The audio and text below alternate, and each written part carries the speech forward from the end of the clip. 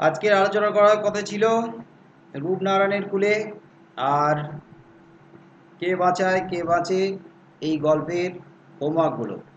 তো আমি একটু আগেই বললাম যে কে বাঁচায় কে বাঁচে এই গল্পের হোমওয়ার্কগুলো আমি পরে আলোচনা করি যদি সময় থাকে। আমার মনে হয় না যে সময় থাকবে। তার আগে রবীন্দ্রনাথ ঠাকুরের রূপনারায়ণের কুলে এই কবিতার বিষয়টা একটু অনলাইনে সামনাসামনি তোমাদের সঙ্গে একটু আলোচনা করে নিই। যতজন এখন উপস্থিত আছো প্রত্যেকে রূপনারায়ণের কুলে এই কবিতার যে আলোচনা মানে রেকর্ডিংটা শুনে এসছো নিশ্চয়ই। যদি কেউ না শুনে থাকো তাহলে আমাকে বলবে, আর যদি শুনে থাকো তাহলে রেসপন্স করার দরকার নেই। আজকের আজকে না, গতকালই তো গ্রুপে পাঠিয়ে দিয়েছে, তো অনেকেই শুনে নিয়েছো। আর আমার মনে হয় এখানে যতজন আছো এমন কেউ নেই যে এই কবিতাটার আলোচনাটা বুঝে আসেনি বা শুনে আসেনি। এখন শুনতে গিয়ে হয়তো কোথাও না কোথাও অসুবিধা হতে পারে, কোথাও বুঝতে নাও পারো। তার জন্যই আর একবার আমি এখানে একটু আলোচনা করে নেব, ব্যাপারটা আরও পরিষ্কার হয়ে যাবে। যদি তারপরেও মনে হয় যে বুঝতে পারছো না, কোথাও আটকাচ্ছে, কোথাও এখনও পর্যন্ত কনফিউশন থেকে গেছে, তাহলে শেষের দিকে 5 মিনিট আমি টাইম দেব। সেই 5 মিনিটের মধ্যেই তোমাদের যে সমস্যাগুলো আছে সেগুলো বলবে, চেষ্টা করব আর একটু ক্লিয়ার করে দেওয়ার।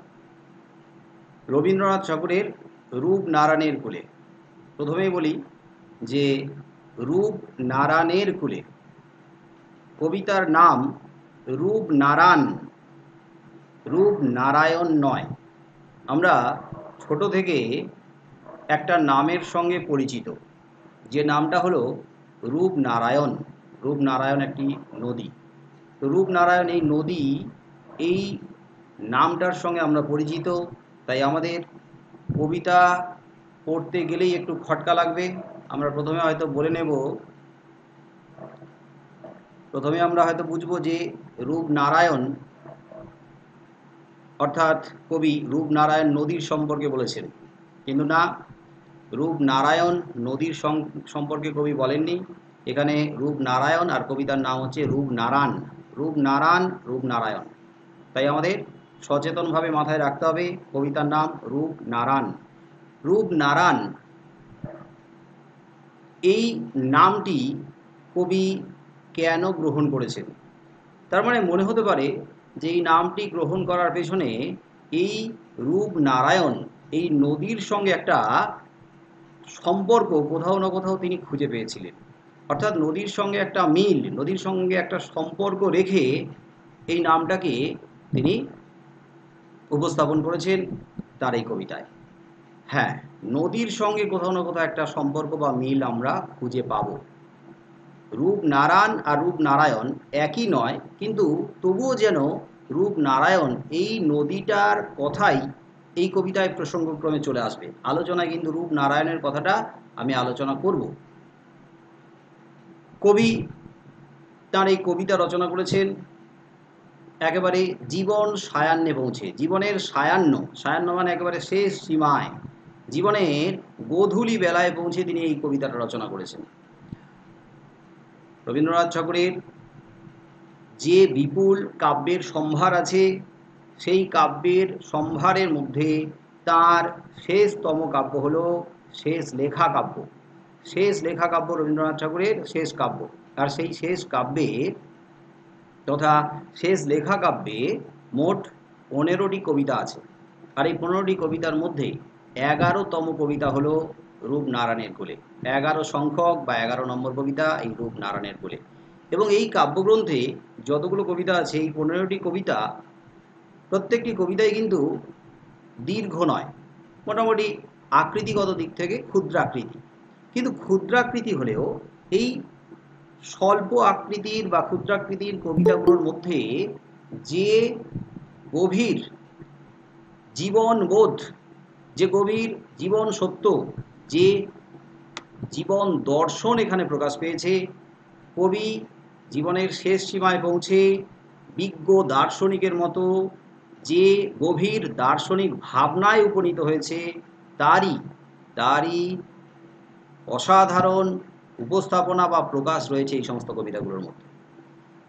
রবীন্দ্রনাথের শেষের দিকে যে কাব্যগুলো রচিত হয়েছে সেই কাব্যগুলোর নাম একটু প্রতীকধর্মী। তার জীবনের উত্থান পতনের সঙ্গে কাব্যগুলোর নামগুলো জড়িয়ে আছে। তোমরা নিশ্চয়ই শুনেছ রবীন্দ্রনাথের শেষের দিকের যে কাব্যগুলো, সেই কাব্যগুলোকে একটা পর্বের মধ্যে ফেলা হয়। তার যত কাব্য আছে সেই কাব্যগুলোকে মোট 8টি পর্বে ফেলা হয়েছে। তার মধ্যে শেষতম যে পর্ব তাকে বলা হয় গোধূলি পর্ব। তো এই গোধূলি পর্বের কাব্যগুলিকে যে নামে অভিহিত করা হয়েছে সেই নামকরণের মধ্যে আমরা দেখতে পাবো ওই নামগুলোর সঙ্গে কোথাও না কোথাও তার জীবনের ওঠা পড়াটা জড়িয়ে রয়েছে, জীবনের শেষের দিকে উত্থান পতনটা জড়িয়ে রয়েছে। যেমন ধরো রোগ শয্যায়, কাব্যের নাম রোগ শয্যায়। তো রবীন্দ্রনাথ ঠাকুর যখন শেষ বয়সে পৌঁছে অসুস্থ হয়ে পড়েছেন, রোগ শয্যায় যখন পতিত, তখন তিনি যে সমস্ত কবিতাগুলো লিখেছেন সেগুলো ওই রোগ শয্যা নামক কাব্যগ্রন্থে অন্তর্ভুক্ত করে প্রকাশ করা হয়েছে।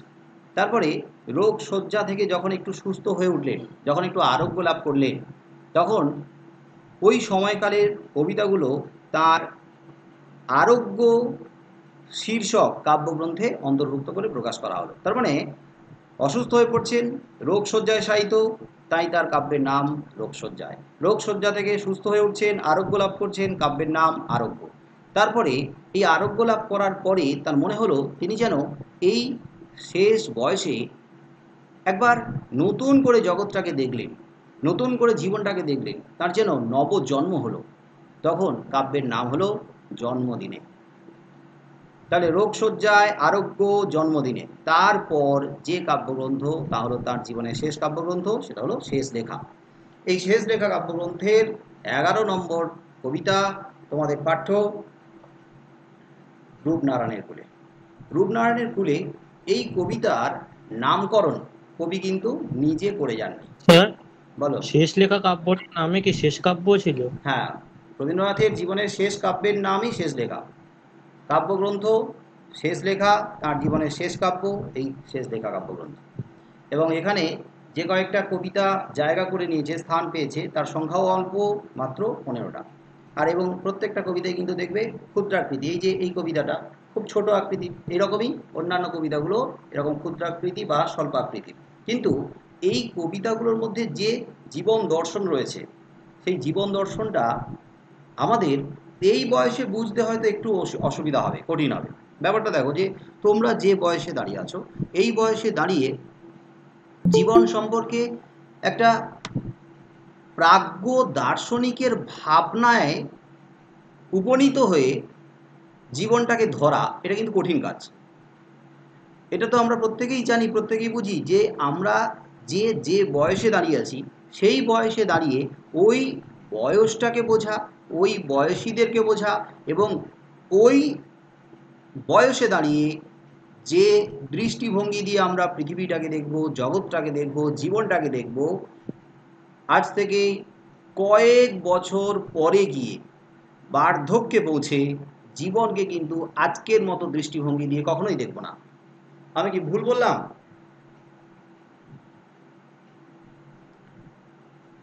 রেসপন্স? না স্যার। ব্যাপারটা তো না ঠিকই যে তোমরা যখন না স্যার।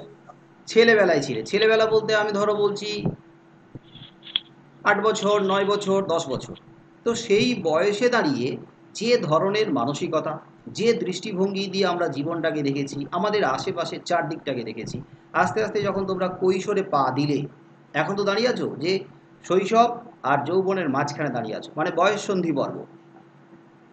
আচ্ছা, যাদের নেটওয়ার্কের প্রবলেম হচ্ছে তারা যদি লেফট হয়ে যাস, আবার রিজয়েন করে নিবি। আর যদি মনে হয় হচ্ছে না, এখন জয়েন করা যাচ্ছে না, অনেকে যেমন মেসেজ করছে, তারা আবার 11টা থেকে আসো, আবার ক্লাস করো, আমার কোনো আপত্তি নেই। কারণ দুটো টাইমই তোমাদের সবার জন্য রাখা আছে। লেফট হয়ে গেলে আবার রিজয়েন করে নাও। হ্যাঁ, যেখানে ছিলাম যে এক একটা পর্যায়ে দাঁড়িয়ে আমাদের জীবন সম্পর্কে এক এক রকম ভাবনায় আমরা পৌঁছাই, এক এক রকম ধারণা, এক এক রকম উপলব্ধি, আর জীবন সম্পর্কে দৃষ্টিভঙ্গিও এক একটা বয়সে, এক একটা পর্যায়ে এক এক রকম হয়। শৈশবে জীবন সম্পর্কে এক ধরনের আমাদের ধারণা, বা অভিজ্ঞতা। এবারে কৈশোরে দাঁড়িয়ে, তোমাদের বয়সে দাঁড়িয়ে জীবনকে কিন্তু তোমরা একটু অন্যভাবে দেখছো। তোমাদের কাছে এই মুহূর্তে জীবন একটু ইমোশনাল, আবেগপ্রবণ। তোমাদের কাছে এই জগৎটা কিন্তু স্বপ্নে।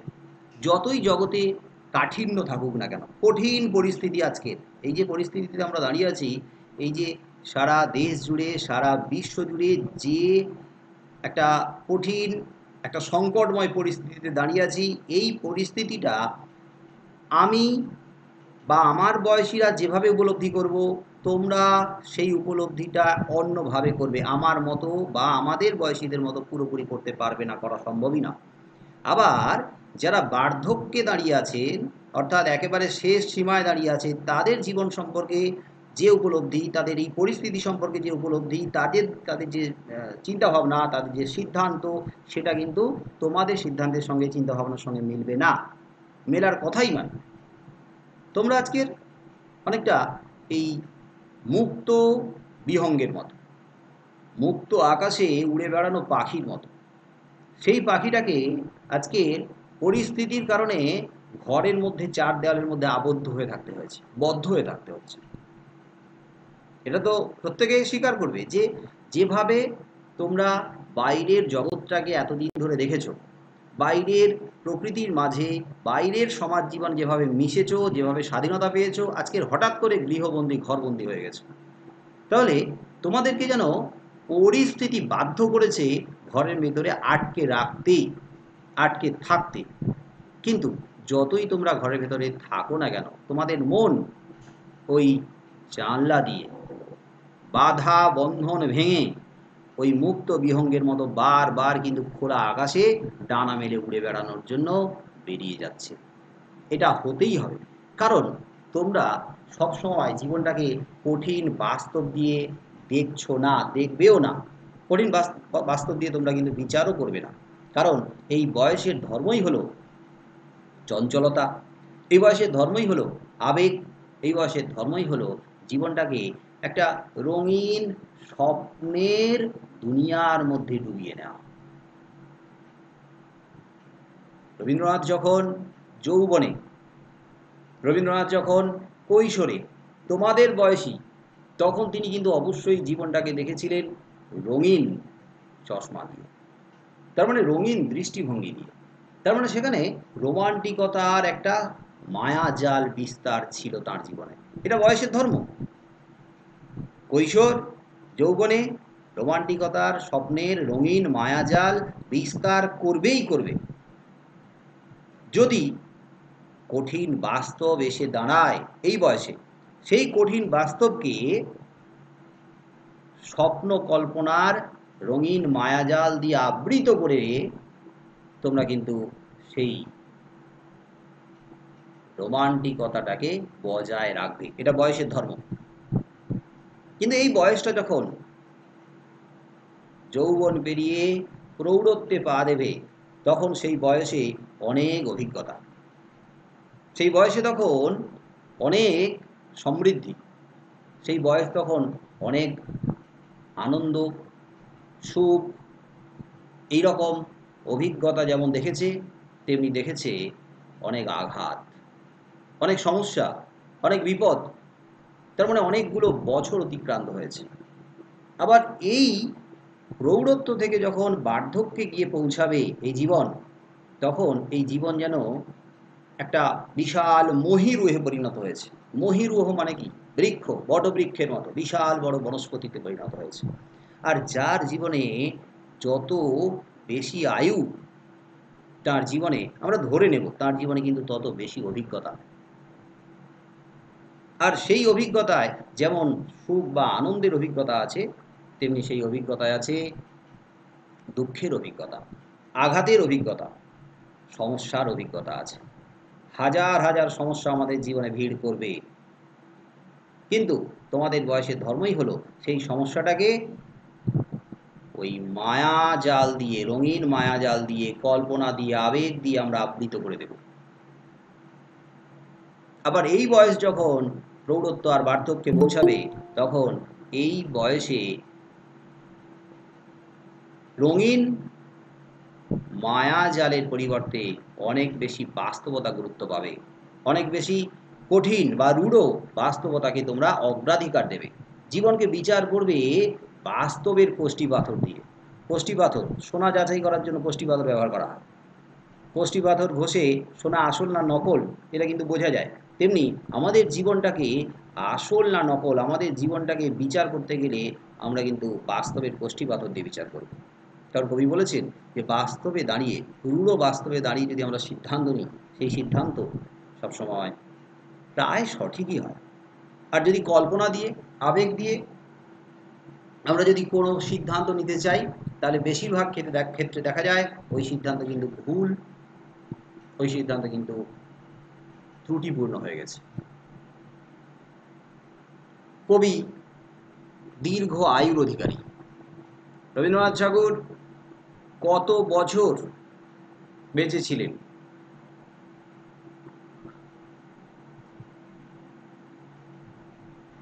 মাঝে মাঝে আমি প্রশ্ন করব, কেউ উত্তর দিও।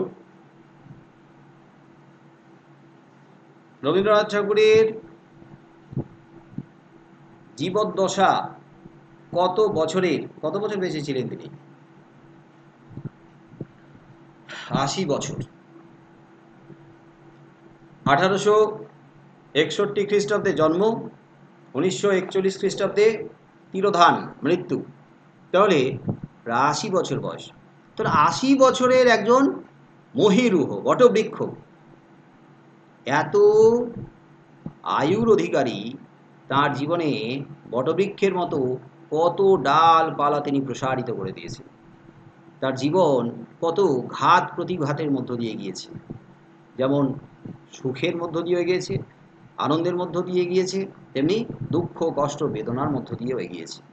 আমরা রবীন্দ্রনাথ ঠাকুরের ব্যক্তিগত জীবন সম্পর্কে যদি রবীন্দ্রনাথ ঠাকুর মারা কবে গেছিল বলুন? হ্যাঁ বল। মারা কবে, কত সালে গেছিল রবীন্দ্রনাথ ঠাকুর, কি বলুন? 1941 খ্রিস্টাব্দে।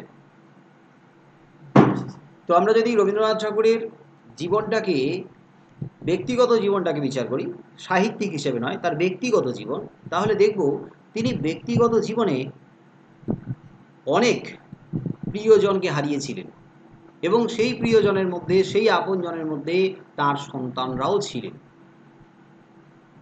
এটা তো মেনে নেওয়া যায় না। এই রকম একটা ভয়ঙ্কর কঠিন পরিস্থিতির সম্মুখীন হচ্ছেন একজন ব্যক্তি। আমরা জানি যে পৃথিবীতে যে আগে আসে, পৃথিবী থেকে সে আগেই বিদায় নেবে।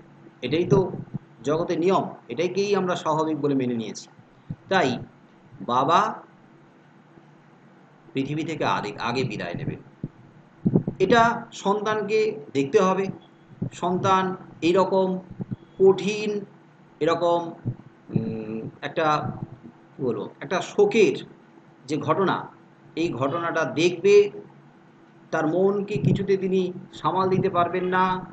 তাও তাকে মনকে প্রবোধ দিতে হবে, সান্ত্বনা দিতে হবে, মনকে নিয়ন্ত্রণ করতে হবে যে বড়রা পৃথিবীতে আগে এসেছে, এটা জীবনের সত্য, পৃথিবী থেকে আগেই বিদায় নেবে। তার মানে সন্তান বাবা মায়ের মৃত্যু দেখবে, এটা স্বাভাবিক। কিন্তু এটা না হয়ে যদি উল্টোটা হয়, কোনো বাবা মাকে নিজের চোখে তার সন্তানের মৃত্যু দেখতে হচ্ছে, তার মতো প্যাথেটিক, তার মতো করুণ, তার মতো কষ্টে, তার মতো যন্ত্রণার আর কিছু হয় না। হ্যাঁ, রবীন্দ্রনাথ এমন একজন ব্যক্তি যিনি জীবদ্দশাতে একে একে তার সব সন্তানদের মৃত্যু দেখেছেন। 2 পুত্র আর 3 কন্যা, এই 5 জন সন্তানের মৃত্যু দেখেছেন। মৃত্যু দেখেছেন তার প্রিয় বৌঠান কাদম্বরী দেবীর, তার স্ত্রীর মৃত্যু দেখেছেন, বাবা মায়ের মৃত্যু তো দেখেছেনই, একে একে তার জীবন থেকে হারিয়ে গেছে আপনজনেরা, প্রিয়জনেরা। তার মানে জীবন তাকে এরকম কঠিন বাস্তবের মুখোমুখি ফেলেছে। এটা ব্যক্তিগত জীবনের কথা বলছি। কিন্তু এত বড় আয়ুর অধিকারী একজন ব্যক্তি শুধু কি ব্যক্তিগত জীবনে আঘাত পেয়েছেন, সমস্যা পেয়েছেন? না, সামাজিক জীবন থেকেও নানান ঘাত প্রতিঘাতের মুখোমুখি হতে হয়েছে তাকে। আর আর তিনি নানাভাবে সমালোচিতও হয়েছেন, সাহিত্য ক্ষেত্রে হয়েছেন, রাজনীতির ক্ষেত্রে হয়েছেন, নানা ক্ষেত্রে তাকে সমালোচিত হতে হয়েছে, নানাভাবে তাকে নিন্দা সমালোচনার শিকার হতে হয়েছে। কবি একজন প্রাজ্ঞ দার্শনিকের মতো জীবনটাকে বিশ্লেষণ করেছেন, জীবনের শেষ সীমায় পৌঁছে। আর তাঁর রূপনারায়ণের কুলে হলো তাঁর জীবনের আত্মসমীক্ষার দর্শন, আত্মসমীক্ষা। নিজেকে বিচার করেছেন, নিজেকে বিশ্লেষণ করেছেন, অর্থাৎ আত্মমূল্যায়নের মধ্য দিয়ে তিনি শেষ সীমায় পৌঁছে জীবনকে উপলব্ধি করেছেন। আত্মমূল্যায়ন। এখন রূপ নারায়ণ বলতে কি বোঝানো হয়েছে, আর রূপ নারায়ণই বাকি। রূপনারায়ণ একটি নদী।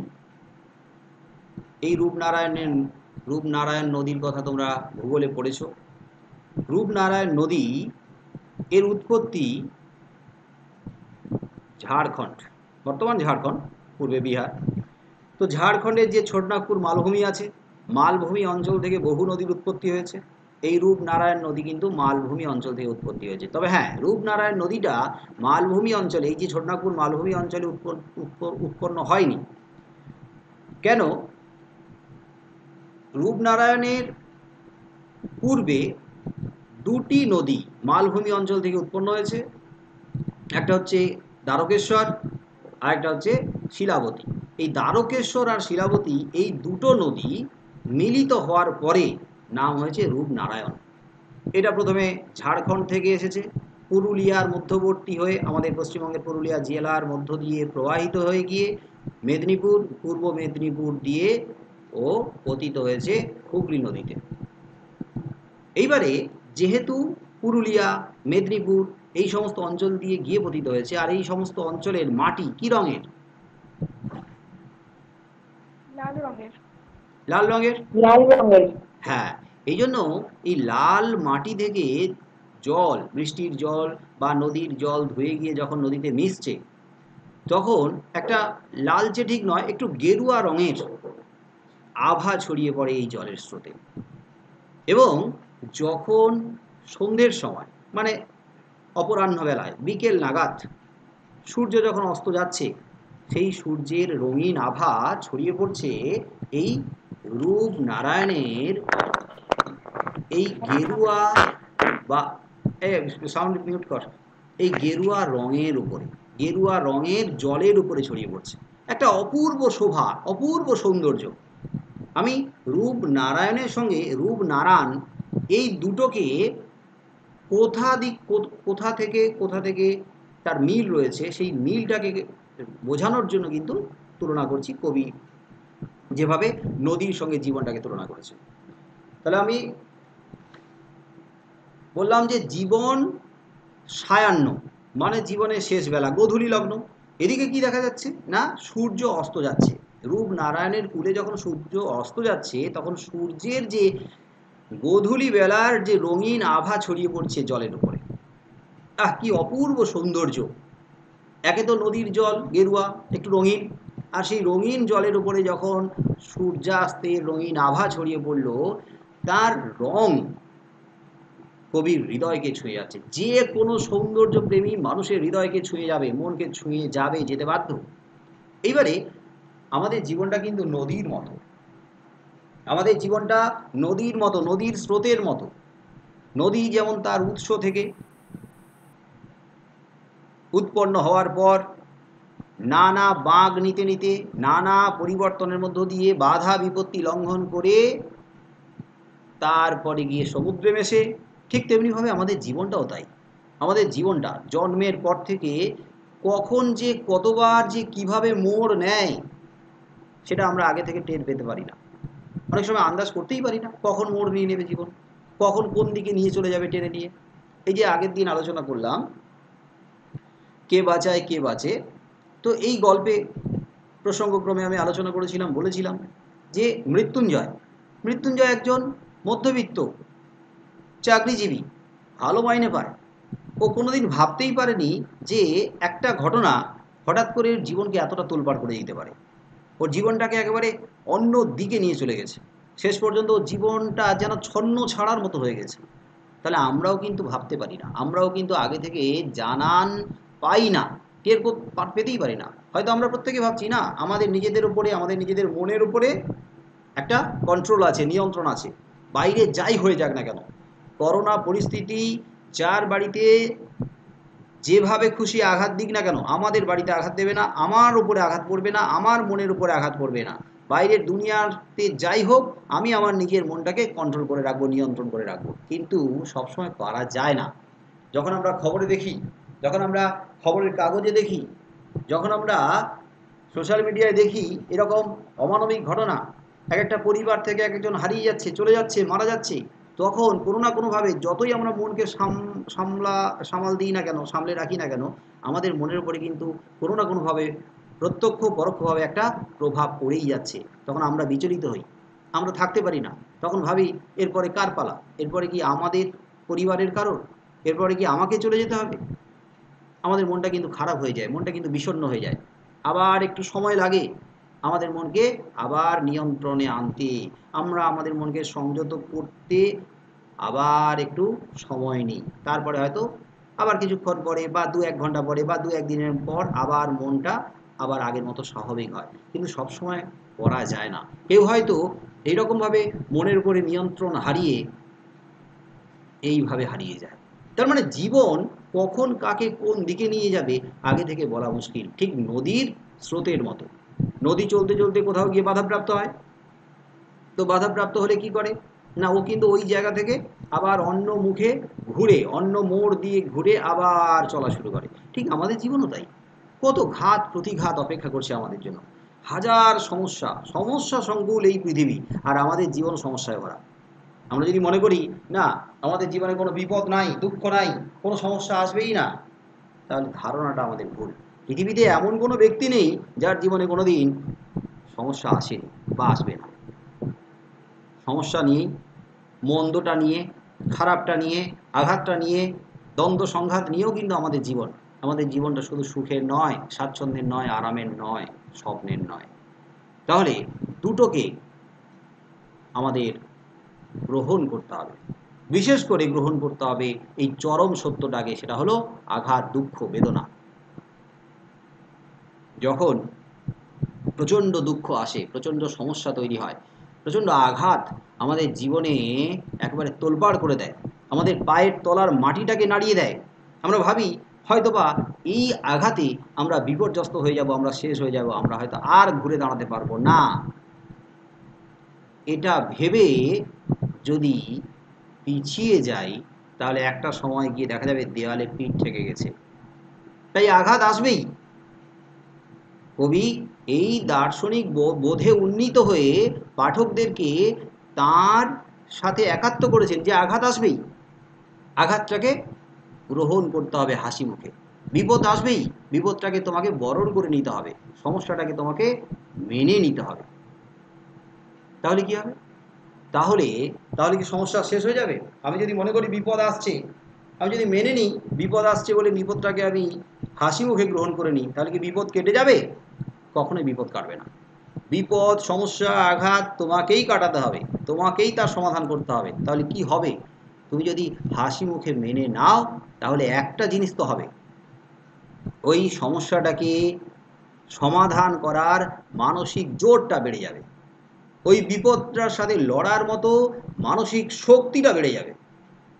ভয়ে যদি পিছিয়ে যাই, তাহলে দেওয়ালে পিঠ ঠেকে যাবে, অর্থাৎ অস্তিত্ব সংকটে পড়তে বাধ্য, জীবন কিন্তু বিপন্ন হবেই। তাই ভয় নয়, হাসি মুখে বরণ করো এই কঠিন সত্যকে, অর্থাৎ দুঃখকে, আঘাতকে। আমি আলোচনায় বলেছিলাম যে ক্লাস 8-এ একটা কবিতা ছিল রবীন্দ্রনাথ ঠাকুরের বোঝাপড়া। মনে আছে বোঝাপড়া? হ্যাঁ স্যার। মনেরে আজ কহ যে, মনকে বলো, হ্যাঁ স্যার, মনকে মনে আছে। বোঝাও, ভালো মন্দ যাহাই আসুক সত্যের লও সহজে। সত্যকে সহজ করে গ্রহণ করো। ভালো মন্দ এই দুটো নিয়েই আমাদের জীবন, আমরা প্রত্যেকেই জানি।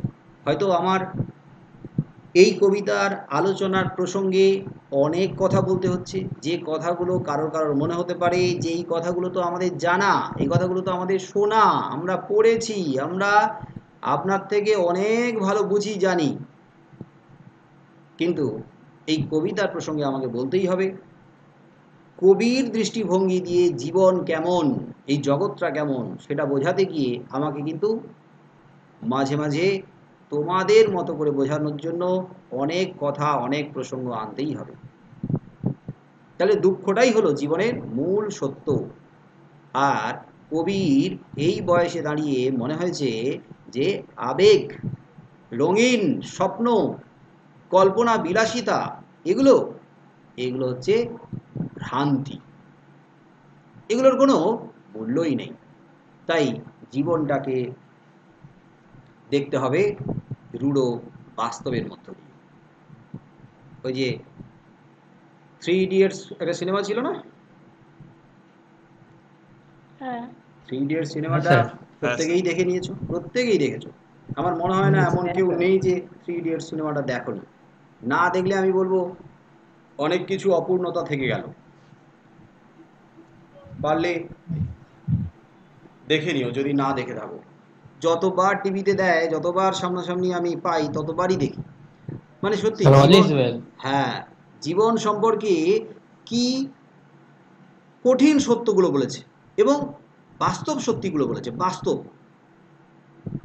একজন ছাত্র হিসেবে বা একজন ছাত্রী হিসেবে, তবে একজন স্টুডেন্ট হিসেবে তোমরা এই সিনেমাটাকে দেখে নিজেদের সঙ্গে কিন্তু একটা রিলেট করতে পারবে, একটা সম্পর্ক কি খুঁজে পাবে। যে চাপিয়ে দেওয়া হচ্ছে, জোর করে চাপিয়ে দেওয়া হচ্ছে। সেই ক্লাস 11-এ বুঝিয়েছিলাম না, শিক্ষার সার্কাস কবিতা, ওই প্রসঙ্গে আলোচনা করেছিলাম রবীন্দ্রনাথ ঠাকুরের তোতা কাহিনী বলে একটা গল্প আছে, তোতা কাহিনী। সেই তোতা কাহিনীর তোতাটাকে যেমনভাবে জোর করে মুখের ভেতরে ঠুসে দেওয়া হচ্ছিল, বইয়ের পাতা, ঠিক তোমাদেরও কিন্তু তাই হচ্ছে। এই যে এখন আমরা নেমেছি প্রতিযোগিতায়, তোমাদেরকে নিয়ে আমরা প্রতিযোগিতা শুরু করেছি, অনলাইনে পড়াশোনার প্রতিযোগিতা। ঐশার পড়ানো শুরু করে দিয়েছে, এইশার পড়ানো শুরু করে দিয়েছে, তাহলে আমাকেও তো পড়াতেই হবে। তাহলে মাঝখান থেকে যে চাপটা আসছে, সেই চাপটা কিন্তু আমাদের থেকে তোমাদের উপরে বেশি আসছে। ওদিক থেকে বাবা মা চাপ দিচ্ছে, অনলাইনে ক্লাস হয়ে যাচ্ছে, তুই এখানে মোবাইল নিয়ে খুটখুট করছিস, কি করলি, জয়েন হতে পারলি না, হ্যাঁ লেফট হয়ে গেলি। না, আমার তো নেটওয়ার্কের প্রবলেম, তাই আমি লেফট হয়ে গেছি। কিন্তু ওদিকে লেফট হয়তো অনেকে ইচ্ছে করেও হয়ে যেতে পারে। মেন রাস্তা ছেড়ে এখন অলিগলিতে ঘুরছে, মানে কোন কোন সাইট খুলছে তার ঠিক নেই, ঠিকানা নেই। যাই হোক, তো তোমাদের উপরে কিন্তু চাপটা খুব বেশি পড়ছে, কিন্তু কিছু করারও নেই আমাদের, কিছু করারও নেই। আমরা যে ইঁদুর দৌড়ে নেমেছি, মানে যে প্রতিযোগিতামূলক পরীক্ষা ব্যবস্থায় নেমেছি, যে পদ্ধতিতে আমরা তোমাদেরকে পড়াচ্ছি, সেই পদ্ধতিটা কিন্তু তোমাদের ক্ষেত্রে অত্যন্ত চাপের, প্রচণ্ড চাপের, প্রচণ্ড প্রেশারের। আমি তো এখন ফাঁকা মাঠে রাজনৈতিক বক্তৃতা দিচ্ছি, আমি বুঝতে পারছি না এর মধ্যে কে শুনছে আর কে শুনছে না।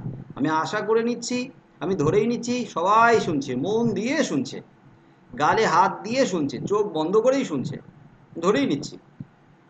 কিন্তু তার মধ্যেও কেউ কেউ আছে, দুবার হয়তো চোখ বন্ধ করে ঢুলেই পড়লো, ঘুমিয়ে গেল। তো আমার তো কিছু করার নেই এই মুহূর্তে। ওই যে মঞ্চে দাঁড়িয়ে যেমন রাজনৈতিক বক্তৃতা দেয়, দেখা যায় আস্তে আস্তে এই বোরিং বক্তৃতা শোনার পরে মঞ্চ থেকেও খালি হতে থাকে, আর ওই মঞ্চের সামনে যে মাঠের চেয়ার থেকেও কিন্তু লোক খালি হতে থাকে। আমার অবস্থাটাও তো হয়ে গেছে। অনলাইনে পড়াশোনা মানে আমার মনে হয়েছে যে এখন হচ্ছে ফাঁকা মাঠে রাজনৈতিক বক্তৃতা দিচ্ছি আমি। কে শুনলো কি শুনলো না জানি না, যেহেতু ভোটে দাঁড়িয়েছি, বক্তৃতা আমাকে দিতেই হবে, আমার এটাই হচ্ছে ডিউটি, এটাই দায়িত্ব কর্তব্য, সেই বক্তৃতা আমি দিয়ে যাচ্ছি। তার মধ্যে কার কানে কিছু গেল কি গেল না সেটা তো আমি বুঝতেই পারছি না। যাই হোক, আপাতত রবীন্দ্রনাথ ঠাকুরের রূপনারায়ণের কুলেতে ছিলাম।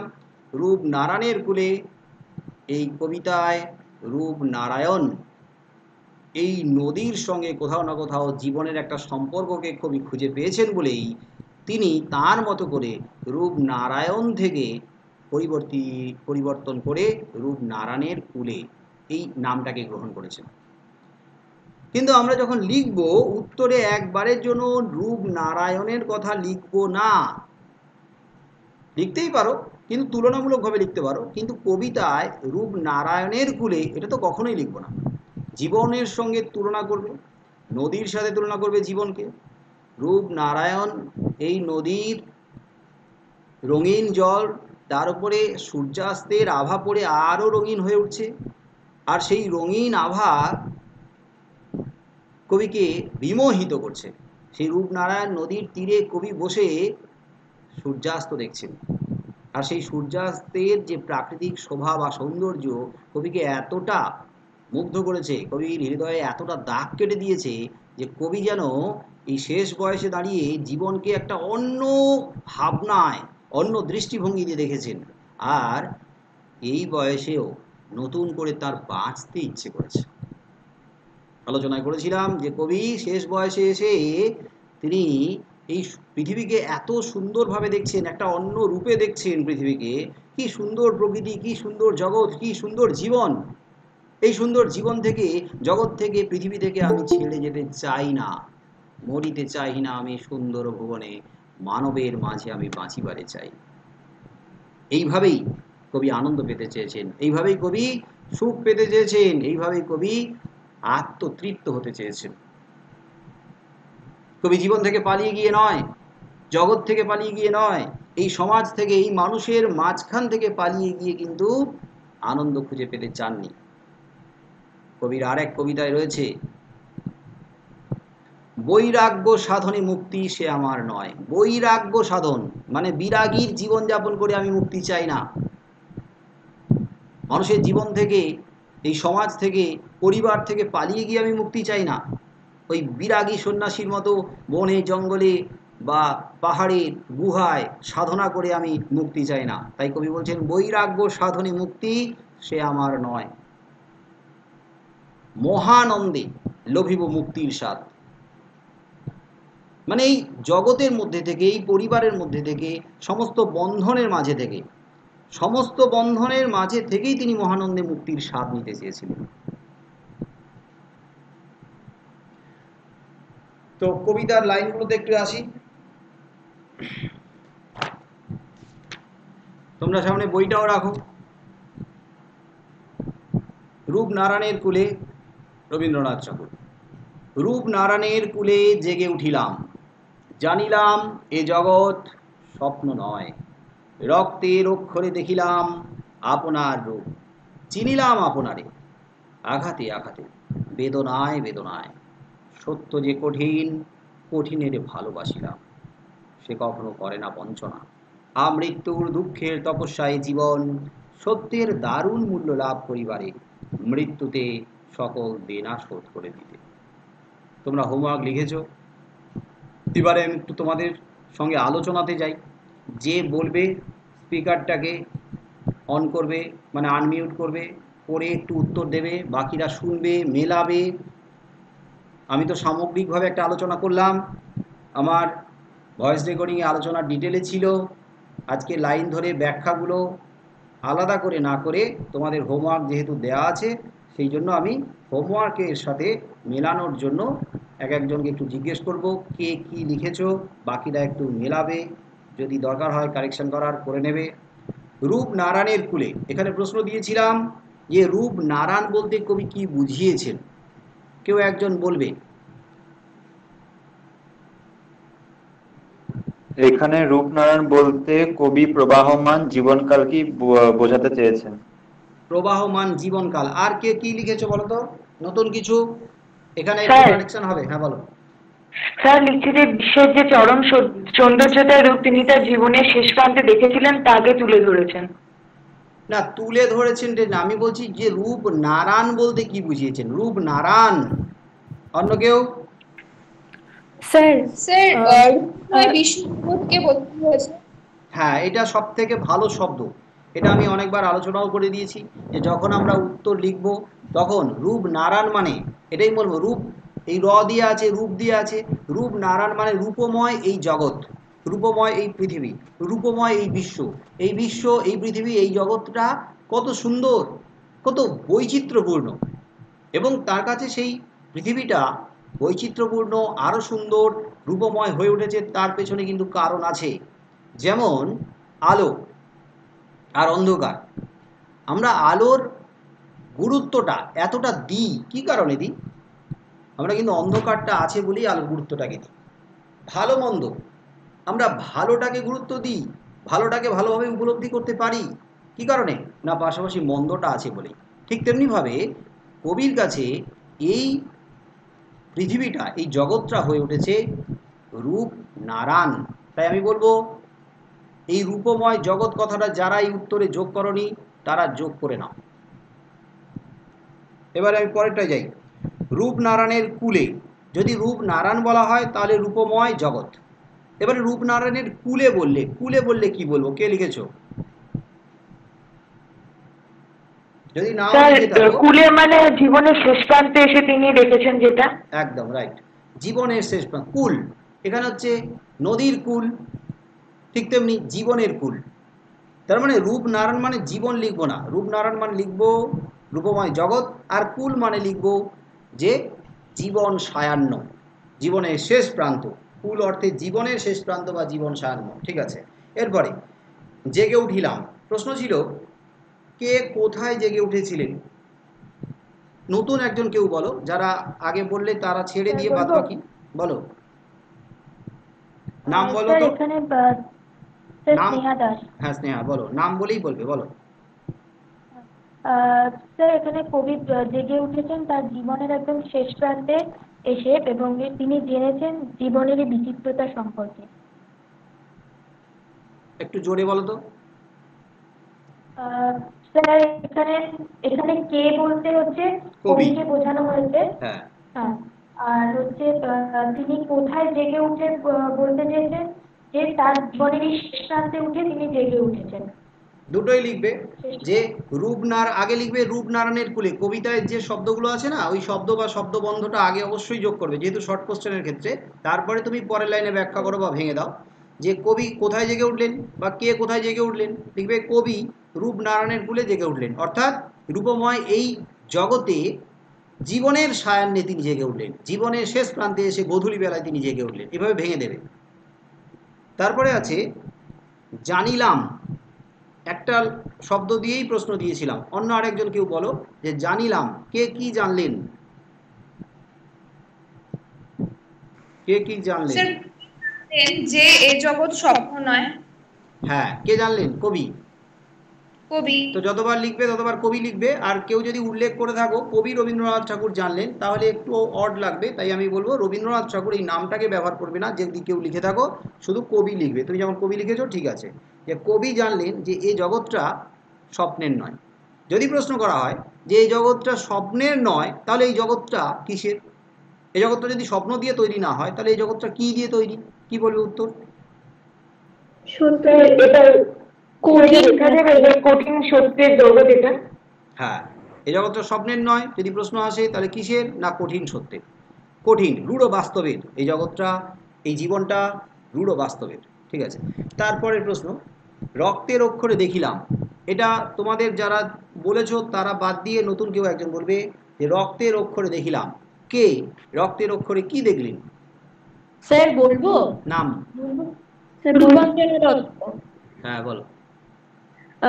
রক্তের অক্ষরে কবি জীবনের দৃঢ় বাস্তবে এসে নিজের স্বরূপ দেখতে পেয়েছিলেন। আবার বলো। জীবনের দৃঢ় বাস্তবে এসে কবি রক্তের অক্ষরে নিজের স্বরূপ দেখতে পেয়েছিলেন। নিজের স্বরূপ দেখতে পেয়েছিলেন। নিজের রূপ আছে, রূপ ঠিক আছে, স্বরূপ অর্থাৎ নিজের স্বরূপটাকে তিনি রক্তের অক্ষরে দেখতে পেয়েছিলেন। এখানে যদি বলা হয় যে রক্তের অক্ষরে বলতে কি বোঝানো হয়েছে, তাহলে কি বলবে? কেউ একজন বলো। যদি বলা হয় রক্তের অক্ষরে বলতে কি বোঝানো হয়েছে, এটা আমি ব্যাখ্যা করে দিয়েছিলাম। স্যার আঘাত সংঘাতকে বোঝানো হয়েছে। হ্যাঁ হ্যাঁ, আঘাত, সংঘাত, দ্বন্দ্ব, রক্তপাত, রক্তক্ষয়, এই দ্বন্দ্বমুখর পৃথিবীকে কবি দেখেছেন। কবি দেখেছেন রূঢ় বাস্তবের মধ্য দিয়ে। তাহলে রক্তের অক্ষর মানে হচ্ছে আঘাত, সংঘাত, রক্তপাত, দ্বন্দ্ব, হানাহানি, এই পরিস্থিতিকে বা এই পরিস্থিতিতে কবি তার নিজের স্বরূপ, নিজের রূপটাকে দেখেছিলেন। ঠিক আছে, এরপরে চিনিলাম আপনারে, এটা যদি প্রশ্ন আসে যে কে কিভাবে নিজেকে চিনলেন, বলো। অন্য কেউ নতুন, নতুন নাম বলো। সুচিস্মিতা। সুচিস্মিতা বলো। দ্বন্দ্বময় পৃথিবীতে কবি তার জীবনের প্রতিটি মুহূর্তে আঘাতে আঘাতে বেদনায় বেদনায় নিজেকে চিনতে পেরেছেন। আঘাতে আঘাতে বেদনা বেদনা, হ্যাঁ, এখানে বইতে যে দুটো শব্দ আছে, এই সরি, যে দুটো লাইন আছে বা চরণ আছে, ওই দুটো লাইনকেই যেমন তুমি ব্যবহার করেছো, আমি প্রত্যেককে বলবো বইয়ের এই দুটো লাইনই তোমরা মুখস্থ রাখবে এবং এই দুটো লাইনকে ব্যবহার করবে।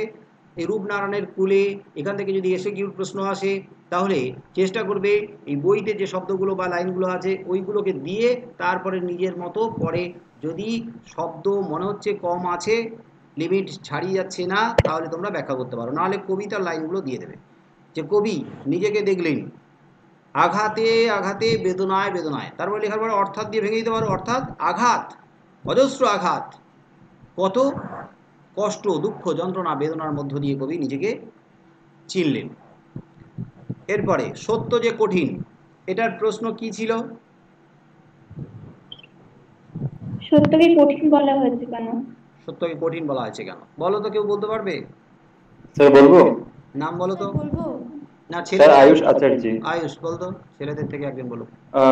কবিতার সত্যকে কঠিন বলা হয়েছে কারণ এই দ্বন্দ্ব সংঘাতময় পৃথিবীতে সত্য সবসময় কাঙ্ক্ষিত নাও হতে পারে। একদম সুন্দর শব্দ, হ্যাঁ।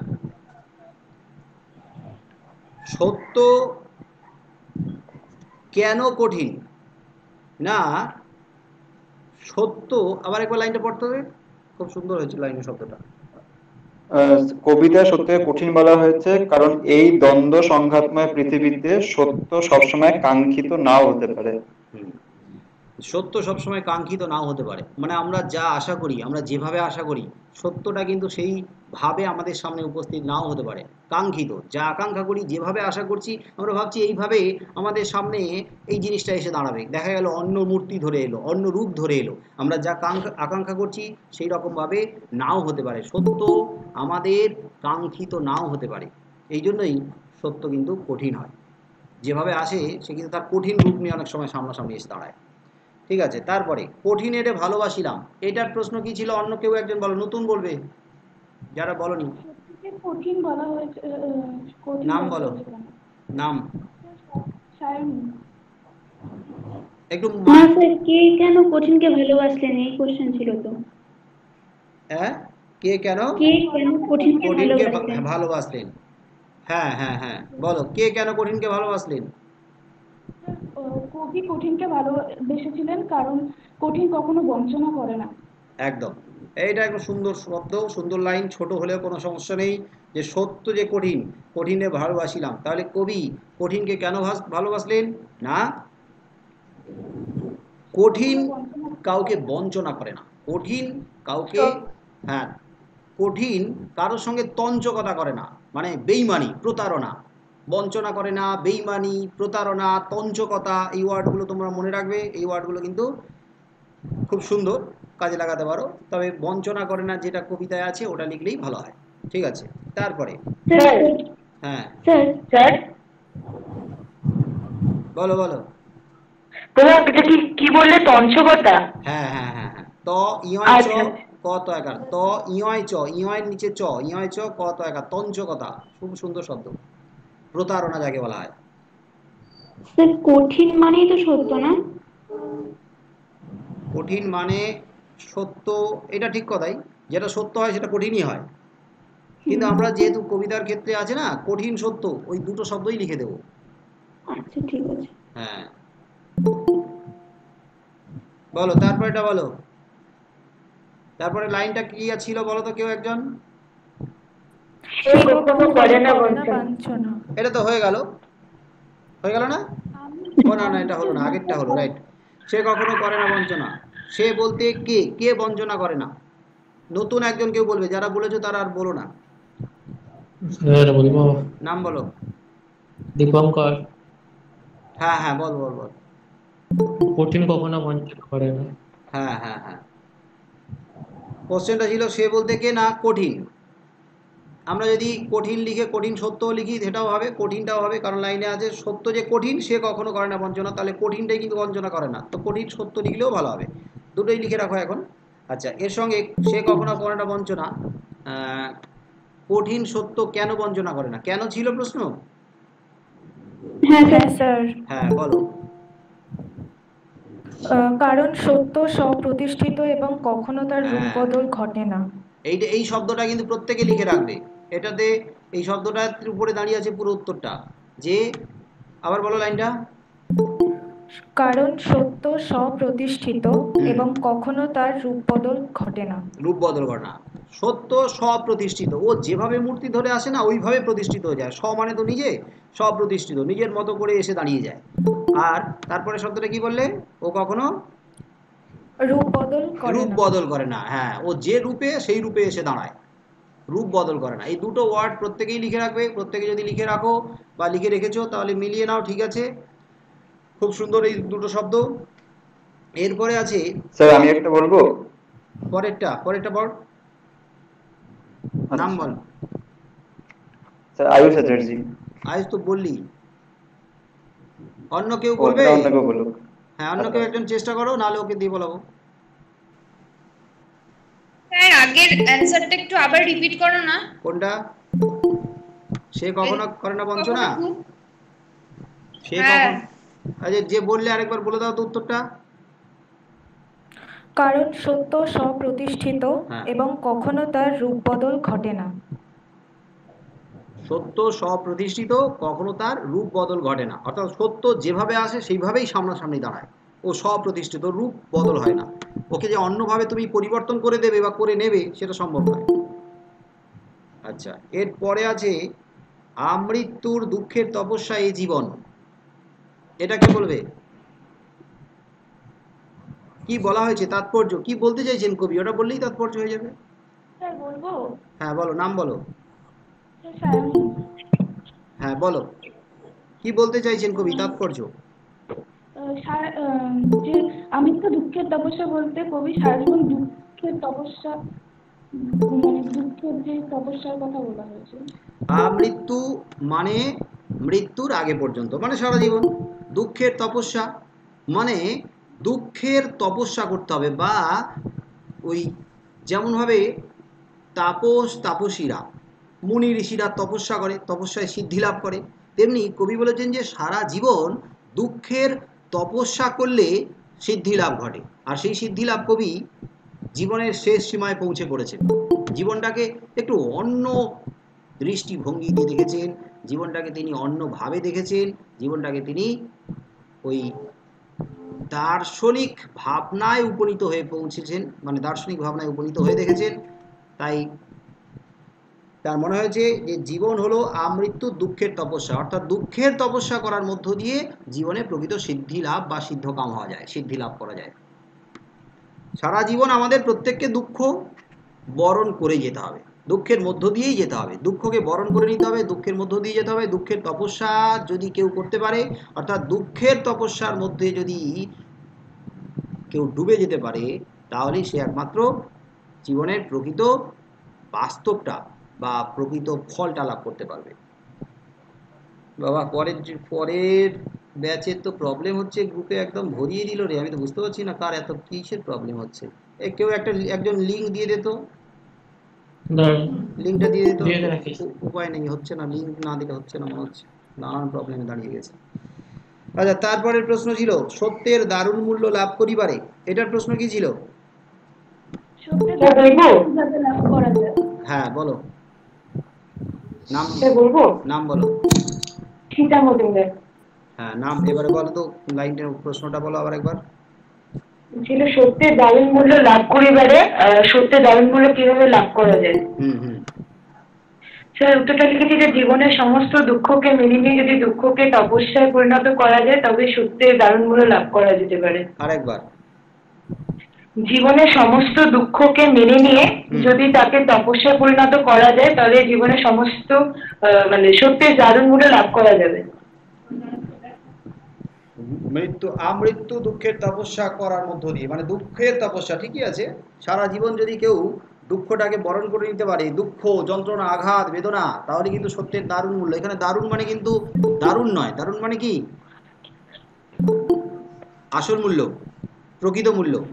প্রকৃত মূল্য। হ্যাঁ, সত্যের প্রকৃত মূল্য লাভ করা যাবে একমাত্র যদি আমৃত্যু মানে সারা জীবন কেউ দুঃখের তপস্যা করে, অর্থাৎ দুঃখ, কষ্ট, যন্ত্রণা, আঘাত এগিয়ে যদি বরণ করে নেয়। এবারে লাস্ট লাইন, মৃত্যুতে সকল দেনা শোধ করে দিতে, এটার প্রশ্ন কি ছিল? স্যার বলবো? নাম বলো। শাশ্বতী মুখার্জি। শাশ্বতী বলো। মৃত্যুতে সকল দেনা শোধ করে দিতে, কিভাবে দেনা শোধ করা যায়? কিভাবে দেনা শোধ করা যায়? সারা জীবন ধরে দুঃখের তপস্যার মধ্যে দিয়ে কঠিন সত্যকে লাভ করেই জীবনের দেনা শোধ করা যায় বলে কবি মনে করেন। না, এটা হচ্ছে, হ্যাঁ এটা তো হবেই, এটার সঙ্গে একটু যোগ করতে হবে মৃত্যুর মধ্য দিয়ে। মৃত্যুর, এগুলাই বলেছে না, মৃত্যুতে, মৃত্যুতে মানে মৃত্যুর মধ্য দিয়ে, মৃত্যুতে মানে মৃত্যুর মধ্য দিয়ে, জীবন দিয়ে সকল দেনা শোধ করে দিতে হবে। ব্যাপারটা এইরকমভাবে আমরা ব্যাখ্যা করতে পারি, ধরো এই জগৎটা কবির চোখে মাতৃরূপা, মা। তাহলে মা সন্তানকে ভরিয়ে দিয়েছেন, সন্তানকে পরিপূর্ণ করে দিয়েছেন, সন্তানকে সমৃদ্ধ করে দিয়েছেন। সন্তান মায়ের কাছ থেকে মানে এই জগতের কাছ থেকে কি লাভ করেছে? সম্পদ লাভ করেছে, সম্পদ। যে সম্পদে সন্তান নিজে ভরে উঠেছে, সমৃদ্ধ হয়ে উঠেছে, পরিপূর্ণ হয়ে উঠেছে। বলো তো সেই সম্পদটা কি কবির কাছে?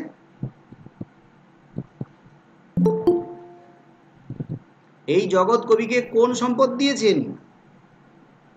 সত্য। সত্য, সত্যের স্বরূপ উদ্ঘাটন করার ক্ষমতা দিয়েছে। কিভাবে?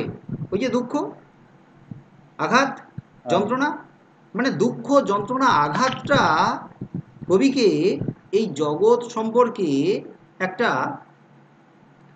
অন্যভাবে ভাবতে শিখিয়েছে। জগৎ যে কত সুন্দর, জগৎ যে কত অসাধারণ, সেটা জগৎ কিন্তু শিখিয়েছে। সেটা কিভাবে? কবিকে অজস্র দুঃখ, আঘাত, যন্ত্রণা দিয়ে। তাই জগতের কাছে কিন্তু কবি ঋণী, আর সেই ঋণ একমাত্র শোধ করবেন কিভাবে? সন্তান মায়ের ঋণ কখনো শোধ করতে পারে না, কিন্তু কথায় বলে যে জীবন দিয়ে, প্রাণ দিয়ে মায়ের ঋণ শোধ করতে হয়। সারা জীবন দিয়েও করতে পারে না, তাই প্রাণ দিয়ে বা জীবন দিয়ে মানে মৃত্যুর মধ্য দিয়ে। তো সেই সন্তান রূপ কবি জগৎরূপ এই মাতৃভূমির বা এই জগৎরূপ মায়ের ঋণ শোধ করে দিয়ে যেতে চান মৃত্যুর মধ্য দিয়ে, মৃত্যুর মধ্য দিয়ে সমস্ত দেনা শোধ করে দিয়ে যেতে চান। কারণ ব্যাপারটা এরকমভাবে যে জগৎটাকে দুঃখ, যন্ত্রণা, আঘাত দিয়ে ভরিয়ে দিয়েছে, আর কবি মৃত্যুর মধ্য দিয়ে মানে নিজের জীবন দিয়ে সেই জগতের মাতৃরূপা সেই জগতে ঋণ শোধ করে দিয়ে যেতে চাইছেন। কারণ আমরা যেখানে দুঃখ পেয়েছি বলে, আঘাত পেয়েছি বলে, কষ্ট পেয়েছি বলে কাতর হই, কবি সেখানে আরও আনন্দিত হয়েছেন, খুশি হয়েছেন, হাসি মুখে বরণ করে নিয়েছেন। কত দুঃখ দেবে দাও, এই দুঃখ আমি আরো নিতে চাই, আরো বরণ করে নিতে চাই। যাই হোক, তো মোটামুটি আমি সামগ্রিকভাবে কবিতাটা একবার আলোচনা করে দিলাম, লাইনগুলো কম বেশি আলোচনা হয়ে গেল। অন্যরা যারা বলনি তারা মোটামুটি আমি আশা করব মিলিয়ে নিয়েছো। এই কবিতা নিয়ে আর কারোর কোনো প্রবলেম থাকার কথা নয়।